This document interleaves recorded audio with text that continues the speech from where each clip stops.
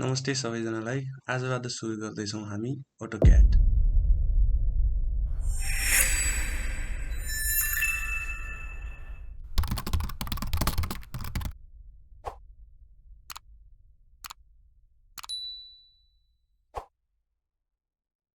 AutoCAD भनेको simply computer added drafting tool हो हैन, जसमा चाहिँ 2D र 3D मोडलिङ मजाले गर्न सकिन्छ। अनि AutoCAD सिक्नको लागि तपाईले जुनसुकै भर्जनको AutoCAD आफ्नो कम्प्युटरमा इन्स्टल गर्दा नि हुन्छ। अहिले यसमा चाहिँ 2021 भर्जन युज गर्दैछौँ हामी। अब AutoCAD खोलिसकेपछि चाहिँ तपाईको वेलकम विन्डो चाहिँ यस्तो खालको हुन्छ, जसमा चाहिँ यहाँ अगाडि देख्न सक्नुहुन्छ तपाईले स्टार्ट ड्रइङ भनेर छ, अनि ओपन फाइल्स भनेर छ, अनि यतातिर चाहिँ रिसेन्ट डकुमेन्ट भनेर छ। स्टार्ट ड्रइङमा चाहिँ तपाईले क्लिक गर्नुभयो भने एउटा नयाँ ड्रइङ नै यहाँबाट खोल्छ। अनि ओपन फाइलमा चाहिँ तपाईले तपाईको एक्जिस्टिङ फाइलहरु छ भने यहाँबाट तपाईले खोल्न सक्नुहुन्छ। त्यसैगरी रिसेन्ट डकुमेन्टमा चाहिँ तपाईले भर्खरै काम गर्नुभएको डकुमेन्टहरु चाहिँ यहाँ शो गरिरहेको हुन्छ है त। अब यो भित्रको इन्टरफेस बुझ्नको लागि चाहिँ म एउटा नयाँ फाइल खोलेर देखाउँछु तपाईहरुलाई। स्टार्ट ड्रइङमा क्लिक गरे मैले। स्टार्ट ड्रइङमा क्लिक गरिसकेपछि चाहिँ तपाईको नयाँ ड्रइङ फाइल एउटा खोलिन्छ हैन। अनि भित्रको इन्टरफेस चाहिँ यस्तो खाले हुन्छ। तपाईले यहाँ यो कुराहरु बुझ्न खोज्दाखेरि चाहिँ यहाँ टपमा हेर्नुभयो भने यहाँनिर एकछिन माउस होल्ड गर्नुभयो भने चाहिँ यहाँ न्यू भनेर आएको छ। यो भनेको चाहिँ न्यू फाइल खोल्ने हो भन्ने भयो। अनि अर्को साइडमा भनेको चाहिँ ओपन भयो। यो चाहिँ एक्जिस्टिङ फाइल खोल्ने हो भन्ने चाहिँ भयो। अनि पछि सेभ भनेर छ। यो भनेको अहिले हामी काम गरिरहेको फाइल चाहिँ सेभ गर्ने हो भन्ने भयो। अनि यसैगरी अर्को साइडमा छ सेभ एज भनेर भयो। अनि यो चाहिँ अब कुन फर्मेटमा चाहिँ सेभ गर्ने भन्ने कुरा भयो यो चाहिँ। अनि प्लट भनेर छ, यो अथवा प्रिन्ट पनि भन्छ यसलाई हैन। यो चाहिँ प्रिन्टको आइकन भयो है त। त्यसैगरी अरु कुराहरु चाहिँ तपाईले क्विक एक्सेस टुलबारमा राख्न चाहनुहुन्छ भने चाहिँ यो ड्रप डाउन एरोमा क्लिक गरेर यहाँनिर कुन चाहिँ कुरा तपाईलाई टुल चाहिँ अन गर्ने भनेर तपाईले चेक मार्क राख्न सक्नुहुन्छ है त। अनि त्यसैगरी जाउँ यहाँनिर चाहिँ अटोडेस्क अब यो 2021 भनेर छ। यो साइडमा यसको अलङ साइडमा चाहिँ तपाईले देख्नुहुन्छ हाम्रो ड्रइङ फाइलको नाम चाहिँ यहाँनिर शो भइरहेको हुन्छ है त है। त्यसैगरी अरु कुरा हेर्नुभयो भने चाहिँ यहाँ होम भनेर छ। यहाँ यो चाहिँ यो कुराहरु भनेको चाहिँ हाम्रो रिबन हो हैन।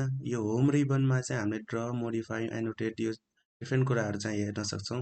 पछि हामी यो एउटा कुराहरु के हो भनेर चाहिँ बुझ्दै जान्छौं। अहिलेलाई चाहिँ यो होममा चाहिँ यति कुराहरु चाहिँ इन्क्लुड भइरहेको छ भन्ने कुराहरु चाहिँ बुझ्नु होला। त्यसैगरी इन्सर्ट रिबनमा चाहिँ यति कुराहरु यसरी शो भइरहेको छ हैन। अनि त्यसैगरी एनोटेट, प्यारामेट्रिक हैन, भ्यू, म्यानेज, आउटपुट, एड-इन्स यसैगरी यो यावत कुराहरु छन् हैन। अनि अहिलेलाई चाहिँ म होममै राखे हैन। अनि यहाँ तल हेर्नुभयो भने चाहिँ यो जति पनि यो ब्ल्याक पार्टमा ग्रिड लाइनिङहरु आइरहेछ, यति कुराहरु भनेको चाहिँ हाम्रो वर्क स्पेस हो है त। वर्क स्पेस हो। अनि पछि यतिमा चाहिँ हामीले ड्रइङ गर्ने एरिया भनेको चाहिँ यति नै हो है त। यो ब्ल्याक पार्ट जति आइरहेछ त्यति कुरामा चाहिँ हामी यति एरियामा चाहिँ ड्रइङ गर्छौं है त।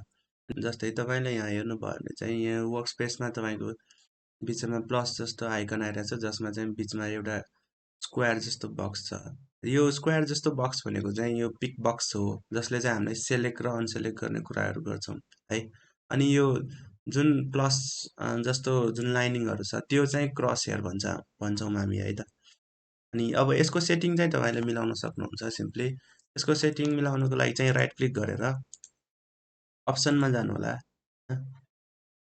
अनि अप्सनमा गइसकेपछि तपाईको यस्तो खाले विन्डो खोल्छ हैन। जस्तै यहाँ डिस्प्लेमा हेर्नुभयो भने चाहिँ तपाईले यहाँनिर आएर हेर्नुभयो भने चाहिँ क्रस हेयर साइज भनेर छ। अहिले चाहिँ मेरो भ्यालु चाहिँ 16 राखिरहेको छु हैन। त्यो चाहिँ यो चाहिँ तपाईको चोइस अनुसार तपाईलाई कति जति राख्दाखेरि चाहिँ तपाईलाई काम गर्नलाई सजिलो हुन्छ हैन। त्यो हिसाबले चाहिँ तपाई आफ्नो क्रस हेयरलाई चाहिँ मिलाउनु होला है त। अनि सेलेक्सनमा जानुभयो भने चाहिँ यहाँ पिक्सबक्सको साइज चाहिँ यहाँनिर हुन्छ है। यहाँनिर चाहिँ यहाँबाट चाहिँ तपाईले भ्यारी गर्न सक्नुहुन्छ है त। पिक बक्सको साइज चाहिँ कति राख्ने, आफूलाई कति एप्रोप्रिएट लाग्छ त्यो चाहिँ चुज गर्नु होला है त। जस्तै मलाई अहिले यति जति ठिक छ, त्यति एप्लाई गरे। अनि यतैतिर तपाईले डिस्प्लेमा जानुभयो भने है, डिस्प्लेमा जानुभयो भने चाहिँ यहाँ कलर भनेर छ।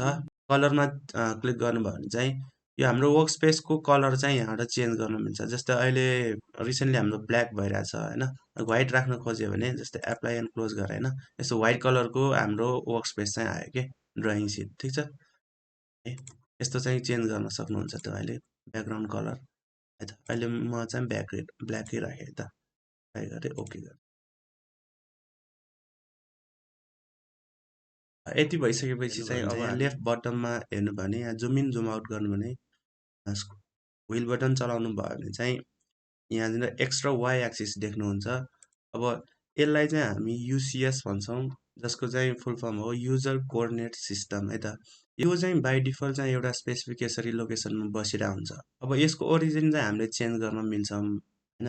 अब ड्रइङ गर्ने बेला चाहिँ यसले चाहिँ हामीलाई टाइममा डिस्टर्ब गरिरहेको हुन्छ। त्यसैले यसलाई चाहिँ लेफ्ट बटन कर्नरमा चाहिँ फिक्स गरेर राख्न मिल्छ होइन। त्यसको लागि चाहिँ तपाईँले सिम्पली यसमा राइट क्लिक गर्नु होला। राइट क्लिक गर्नु चाहिँ युसिएस आइकन सेटिङ भनेर छ, अनि यहाँ सो युसिएस एट ओरिजिनमा अहिले चाहिँ रिसेन्टली चेक भइरहेछ होइन, यसलाई चाहिँ अनचेक गर्नु होला है त। यहाँ क्लिक गर्नुभयो भने चाहिँ यो चाहिँ लेफ्ट बटम कर्नरमा गएर गयो होइन। अब यसको मिनिङ के हो त भन्दाखेरि यो अहिले भर्चुअली मात्र लेफ्ट बटम कर्नरमा गएको हो, तर यसको एक्चुअल ओरिजिन चाहिँ यो पोर्सनमा नै छ है। यति कुरा चाहिँ बुझ्नु होला है। यो यसको एक्चुअल ओरिजिन चाहिँ यो अघि जुन पोइन्टबाट ल्याएको हो छ नि होइन, त्यो ठाउँमै छ भन्ने कुरा चाहिँ बुझ्नु होला है त। जस्तै अहिले मैले फेरि यसलाई राइट क्लिक गरेर युसिएस आइकन सेटिङमा सो युसिएस आइकन एट ओरिजिन गऱ्यो भने यहाँ चेक मार्क राख्यो भने यो ठ्याक्कै यसको एक्चुअल पोजिसनमा चाहिँ आउँछ कि है। त्यसै गरी यो युसिएस यसको यो ओरिजिन चाहिँ तपाईँले चेन्ज गर्न सक्नुहुन्छ। जस्तै यहाँ यसरी क्लिक गरेर मैले अर्कै ठाउँमा पनि राख्न मिल्छ है त है। यो चाहिँ तपाईँको यदि सेन्ट्रोइडहरू क्यालकुलेट गर्नुपर्छ भने चाहिँ यसको चाहिँ एकदम युजमा आउँछ है त। अनि अब अहिलेलाई चाहिँ म यसलाई डिस्टर्ब नहोस् भनेर लेफ्ट बटन कर्नरमा राखिदिन्छु। जस्तै तपाईँको चाहिँ अहिले यहाँ बेसमा चाहिँ कमान्ड बार आइरहेको होला है। कमान्ड बार अहिले मेरो चाहिँ आइरहेको छैन, मैले चाहिँ हाइड गरिरहेको छु। त्यसको लागि चाहिँ सिम्पली कन्ट्रोल 9 थिच्नु होला।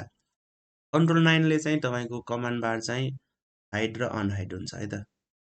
अनि जस्तै कमान्ड लाइनमा चाहिँ के चाहिँ सो हुन्छ भन्दाखेरि जस्तै हामीले यहाँ वर्क स्पेसमा काम गरेको जति पनि कुराहरू चाहिँ यो कमान्ड बारमा चाहिँ हामीले देख्न सक्छौँ है त। जस्तै लाइन मात्र ड्र गऱ्यो भने लाइन कमान्ड दिए होइन, यहाँ यसो क्लिक गर्दाखेरि होइन यो सबै कुराहरू चाहिँ यहाँनिर हाम्रो जस्ट लाइक हिस्ट्री चाहिँ रेकर्ड भइरहेको हुन्छ है त। ठिक छ। अब यो कमान्ड बारले चाहिँ कहिलेकाहीँ हामीलाई वर्क स्पेस नपुगेको बेला चाहिँ यसले डिस्टर्ब गर्न सक्छ। त्यसैले चाहिँ मैले चाहिँ यसमा चाहिँ हाइड गरिराखेको भयो है त। जस्तो हाइड गर्नको लागि सिम्पली कन्ट्रोल 9 थिच्नु होला, अनि यहाँ एस गर्नु होला, यो चाहिँ हाइड हुन्छ है त। फेरि सो गर्नको लागि सेम कुरा कन्ट्रोल 9 थिच्नु सो हुन्छ है त। अनि त्यसै गरी हेर्नु भयो भने चाहिँ यहाँनिर तपाईँले देख्नुहुन्छ यहाँनिर चाहिँ एउटा डाइरेक्सन हेर्ने अथवा हाम्रो भ्यू हेर्ने एउटा आइकन देख्नुहुन्छ, जसलाई चाहिँ यसलाई चाहिँ हामी भ्यू क्युब भन्छौँ होइन। यो चाहिँ जनरली 3D मोडलिङमा काम लाग्छ। अहिले हामी 2D ड्रइङ गर्दाखेरि त्यति धेरै काम लाग्दैन।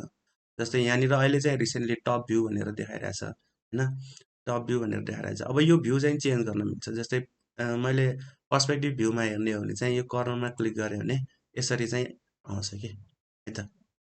अहिलेलाई चाहिँ अब यो भ्यू क्युब चाहिँ यसरी मजाले यसरी आफ्नो लेफ्ट माउस होल्ड गरेर चेन्ज गर्न मिल्छ है त। अब यहाँ फ्रन्ट भ्यू हेर्ने हो भने फ्रन्टमा क्लिक गर्न पाउनुहुन्छ तपाईँले। यसरी राइट साइड हेर्ने हो भने यसरी क्लिक गर्न पाउनुहुन्छ है त। अहिले चाहिँ मैले टपमा राखेँ, यसरी राखेँ है त। त्यसै गरी हेर्नुहुन्छ यहाँ चाहिँ नेभिगेसन पेन छ होइन। यहाँनिर यसको खासै युज त आउँदैन। यसको युज भनेको हामी माउसले नै गर्न सक्छौँ अलमोस्ट सबै कुरा। अब प्यानिङको कुरा छ, प्यानिङ गर्नको लागि चाहिँ सिम्पली तपाईँले व्हिल बटन चाहिँ होल्ड गरिराख्नु होइन। व्हिल बटन होल्ड गरिराखेर व्हिल बटन अथवा स्क्रोल बटन पनि भनिन्छ। व्हिल बटन होल्ड गरेर राख्नु, होल्ड गरेर राख्दाखेरि होल्ड गरेर ड्र्याग गर्नुभयो भने चाहिँ यसले चाहिँ प्यानिङ हुन्छ होइन। अनि अर्को जुम टु एक्सटेन्ड छ होइन। जुम टु एक्सटेन्ड भनेको यसले चाहिँ के काम गर्छ भन्दाखेरि तपाईँको वर्क स्पेसमा भएको जति पनि ड्रइङलाई चाहिँ यो अहिले जति यो देखिरहेको विन्डोमा चाहिँ ठ्याक्कै डिस्प्ले गराउन ल्याउँछ है त यसको काम चाहिँ। अनि त्यसै गरी अर्बिटको कुराहरू छ, यो चाहिँ 3D मोडलिङमा काम लाग्छ, अहिले खासै हामीलाई 2Dमा चाहिँ खासै काम लाग्दैन है त। अब त्यसै गरी हेर्नुभयो भने चाहिँ यहाँ लेफ्ट बटममा हेर्नुभयो भने चाहिँ मोडेल भनेर छ। अहिले मोडेल भनेको चाहिँ यो हामीले ड्रइङ गर्ने हाम्रो वर्क स्पेस नै भयो होइन। अनि त्यसपछि लेआउट 1 र लेआउट 2 यो चाहिँ बाई डिफल्ट बनाइदिएको भयो। यो चाहिँ पेपर्स हामीले प्रिन्टिङ गर्ने पेपर चाहिँ हो कि खासमा, यो पेज सेटअपको कुराहरू चाहिँ भयो। यो चाहिँ पछि हामी हेर्छौँ होइन। अनि यहाँनिर चाहिँ अब हामीले पेपर साइज चुज गर्नुपर्ने हुन्छ। अनि पेपर साइजमा हामीले ड्रइङ ड्रइङ राखेर हाम्रो पेपरमा ड्रइङ राखेर हामीले अथवा पिडिएफ अथवा प्रिन्ट गर्न चाहिँ कुराहरू भयो है त। यसमा चाहिँ अब यो लेआउट 1मा तपाईँले अर्को पेपर चुज गर्न सक्नुहुन्छ, लेआउट 2मा अर्को साइजको पेपर चुज गर्न सक्नुहुन्छ, जस्तै A3 A4 होइन। अब यो चाहिँ लेआउट भनेको चाहिँ यो पेज सेटअपको कुराहरू भयो, प्रिन्टिङको कुराहरू भयो। अनि हामी काम गर्दाखेरि चाहिँ मोडेलमै बसेर काम गर्छौँ है त। अनि त्यसै गरी हेर्नुभयो भने चाहिँ यहाँ हल्का राइटमा जानुभयो भने यहाँनिर यसो यो ग्रिड लाइन यस्तो यस्तो भनेर यो आइकनहरू छ है। यो आइकनहरूको कुराहरू यहाँनिर चाहिँ के बुझ्नु भन्दाखेरि यो जति पनि अहिले ब्लूले हाइलाइट भइरहेको छ नि होइन, यो कुरा भनेको चाहिँ यो टुलबारहरू भने चाहिँ तपाईँको अहिले रिसेन्टली अन छ भन्ने कुरा बुझ्नु है त। अनि जति पनि यो ब्लूले हाइलाइट भइरहेको छैन त्यो कुराहरू चाहिँ अफ छ भन्ने कुराहरू। अहिले ग्रिड लाइनमा अहिले ग्रिड मोडमा तपाईँले हेर्नुभयो भने चाहिँ अहिले हाम्रो अन भइरहेछ। यो भनेको चाहिँ हाम्रो वर्क स्पेसमा यो जुन अहिले फेन्ट लाइनिङहरू छ नि होइन, त्यो कुराहरू भयो। त्यो कुराहरू चाहिँ यो जस्ट लाइक हाम्रो ग्राफ होइन, ग्राफ पेपर जस्तै कि ग्राफ पेपर जस्तै यहाँनिर हाम्रो वर्क स्पेसमा चाहिँ यो ग्रिड लाइनहरू दिइरहेको है त। यसलाई अफ गर्नुभयो भने चाहिँ मैले यहाँ क्लिक गरेँ अफ गरेँ होइन, अफ गर्नुभयो भने चाहिँ यस्तो अहिले चाहिँ ब्ल्याङ्क पेज चाहिँ आयो है त, खालि है। त्यसै गरी हेर्नु भने चाहिँ यहाँनिर अरू डिफ्रेन्ट कुराहरू पनि छन्। अनि जस्तो अटो मोड भनेको चाहिँ अटो मोड अन गर्नु भने चाहिँ तपाईँले आइदर होराइजन्टल अर भर्टिकल लाइन मात्र बनाउन सक्नुहुन्छ कि। जस्तै मैले लाइनको लागि एउटा लाइन बनाउन खोजेँ होइन, जस्तै लाइन बनायो भने यसरी बनायो भने कि त होराइजन्टल जान्छ कि त यो भर्टिकल जान्छ होइन। अनि अटो मोड अफ गऱ्यो भने चाहिँ अब लाइन बनाउन खोज्यो भने मैले चाहिँ अब यो जुनसुकै डाइरेक्सनमा चाहिँ बनाउन सक्छु है। अब यो चाहिँ इनकेस हामीलाई अब सिधा सिधा लाइनहरू बनाउनु छ भने चाहिँ यो बेला चाहिँ यो मोड अन गरेर काम गर्नु है त। त्यसै गरी हेर्नुभयो भने त्यसै गरी हेर्न सक्नुहुन्छ यहाँ पोलर ट्र्याकिङ भनेको छ। त्यसै पोलर ट्र्याकिङले चाहिँ के गर्छ भन्दाखेरि हामीले ड्रइङ गर्दाखेरि चाहिँ कुनै पनि स्पेसिफाइड एङ्गलमा चाहिँ हामीले त्यसलाई चाहिँ ट्र्याक गरेर ड्रइङको लाइनहरू अथवा हाम्रो लाइनहरू चाहिँ ट्र्याक गरेर लानलाई हेल्प गर्छ है त।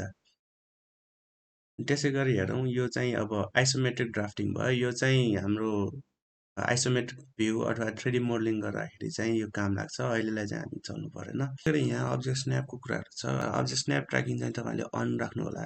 अनि पछि यहाँ त्यसको साइडमा अब्जेक्ट स्न्याप भनेर छ, यहाँ राइट क्लिक गरेर यहाँ अब्जेक्ट स्न्याप सेटिङमा पनि जान सक्नुहुन्छ है।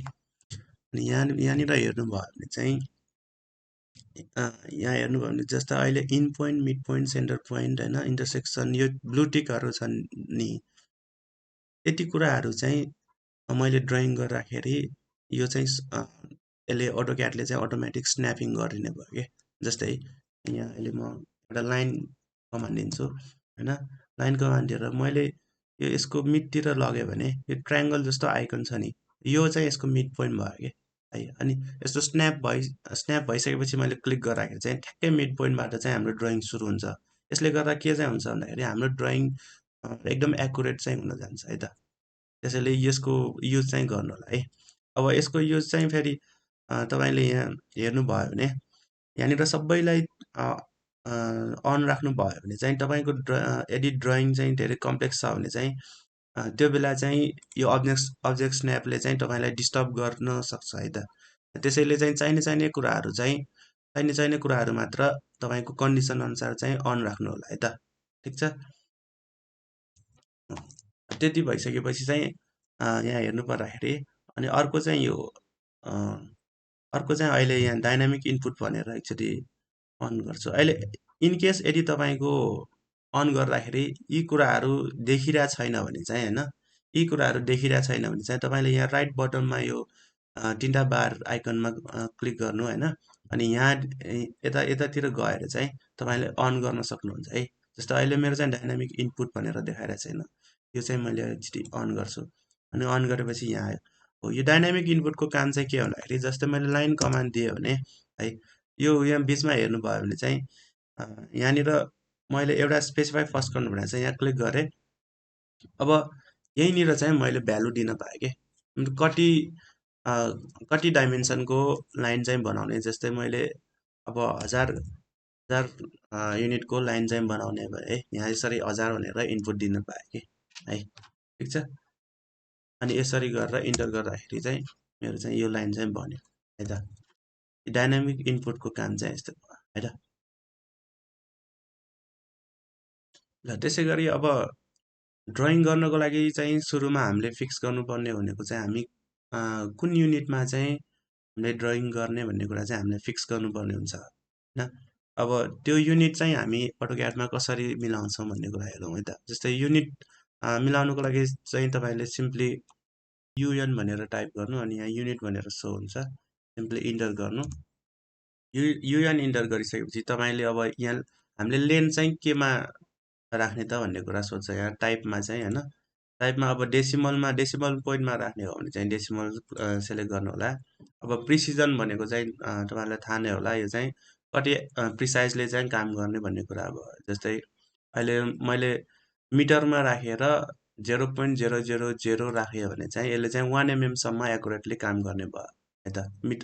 अनि पछि अब यहाँ मेन कुरा भनेको चाहिँ यहाँ तलतिर छ युनिट टु स्केल इन्सर्टेड कन्टेन्टमा चाहिँ हामीले मैले अब यहाँ मिटरमा राखेपछि बल्ल हाम्रो प्रिसिजन भनेको चाहिँ 1 mm मा आउने भयो है त। जस्तै अब यही नै चाहिँ मैले मिलिमिटरमा राख्यो भने यहाँ नै चाहिँ मिलिमिटरमा राख्यो भने यहाँ प्रिसिजन अब कति हुने भयो 0.001 mm चाहिँ हुने भयो है त। ठिक छ। ल 80 भइसकेपछि चाहिँ अब सेम थिङ फर एङ्गल है त। यहाँनिर एङ्गलमा पनि तपाईँले अब डेसिमल डिग्रीमा राख्नुहुन्छ भने चाहिँ यसमै राख्नु, अनि अथवा मिनेट सेकेन्डमा राख्नुहुन्छ भने चाहिँ यहाँ पनि अप्सन चाहिँ छ है त। अहिले चाहिँ डेसिमलमै राखेँ होइन। यसरी चाहिँ काम गर्न सक्नुहुन्छ है त। यसरी चाहिँ युनिट सेट गर्ने कुराहरू भयो। अब यसमा ओके गरिदिनु। अब 80 भइसकेपछि चाहिँ अब यो भनेको चाहिँ हामीले भित्रको इन्भाइरोमेन्ट हाम्रो वर्किङ इन्भाइरोमेन्ट चाहिँ मिलाउने कुराहरू भयो है त 80 चाहिँ।